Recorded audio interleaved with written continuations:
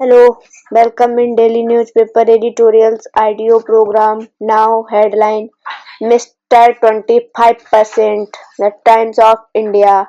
Scavenging it's a boyful aneurism. The Economic Times. India as a bridge between the global north and south. The Hindu. Now headline in detail. Mr. 2.5%. The Times of India. Trump's tit for tat tariffs will hurt trade in goods. India should think of service more.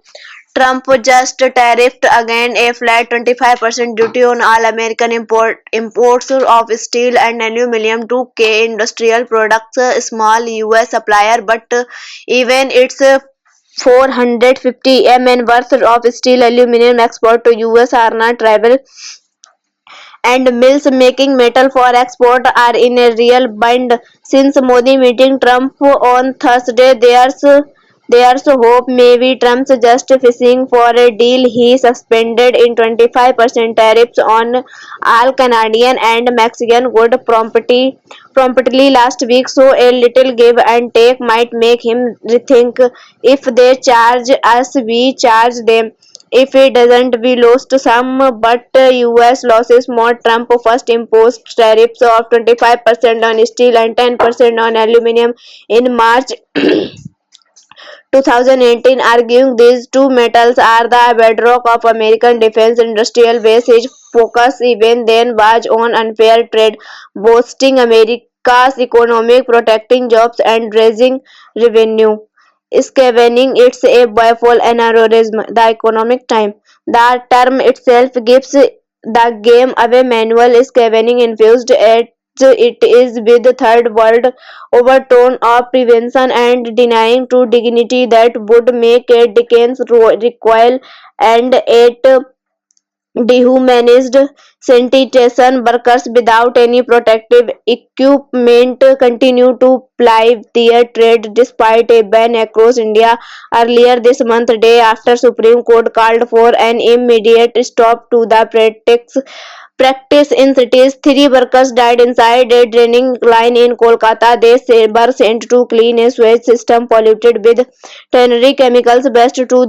Best that should have been treated but was dumped into common drains. We are a far cry away from seriously wanting to be Bixit. India as a bridge between the global north and south. The Hindu. Pooja Ram Murthy is an associate fellow at the Center of Social and Economic Progress, New Delhi.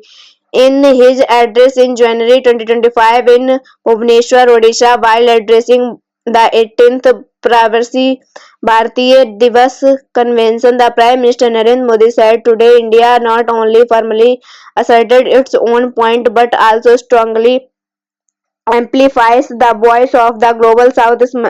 Similarly, when India held the third Voice of Global South Summit 2024 last August, Mr. Modi said that India aspires to lead the required reforms to take developing countries into a new, more inclusive structure of global governance.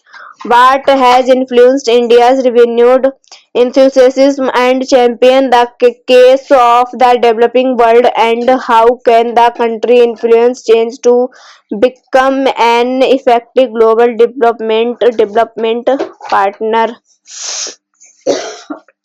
India aspires to be the voice of the global south, but it also must listen to be a good leader. When India spearheaded NAM, the country showed the world that there is a new third option for developing countries. India should not miss out on an opportunity to do the same thing now. Thank you.